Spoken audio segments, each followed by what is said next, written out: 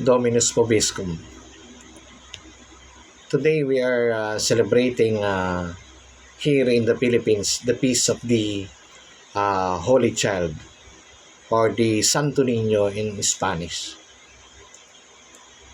Remember, our focus is still on the childhood of Jesus, and Jesus is a perfect model for childhood and youth.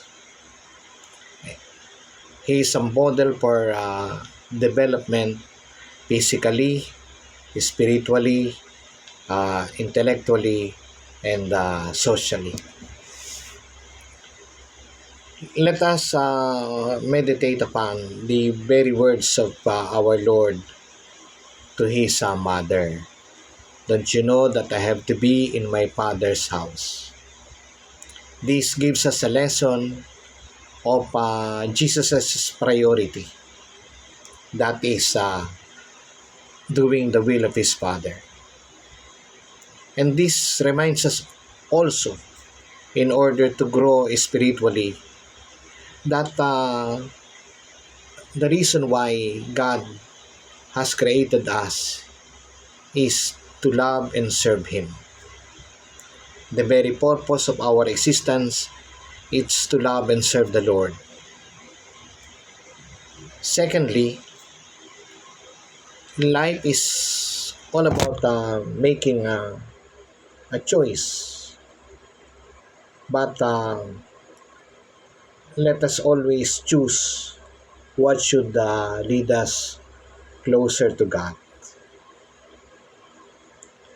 This is the reason why the Lord said, "Don't you know that I have to be in my Father's house?"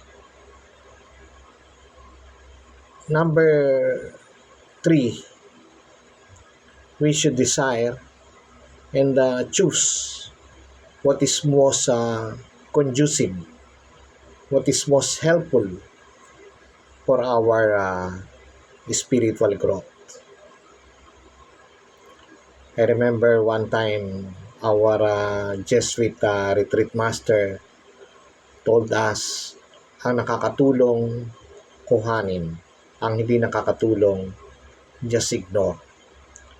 What is helpful, what is advantageous, is the one we should choose. So whatever that is not helpful for our vocation, let us ignore. And lastly, let us remember everything else, power, money, popularity, they're all means to our very end. The end is our closeness to God. So money, popularity, and power should lead us, should help us become closer to God. And if money, popularity, and power does not lead us closer to God, then let us ignore them. Amen. And I bless you. In nomine Dei Patris, et Filii, et Spiritui Sancti.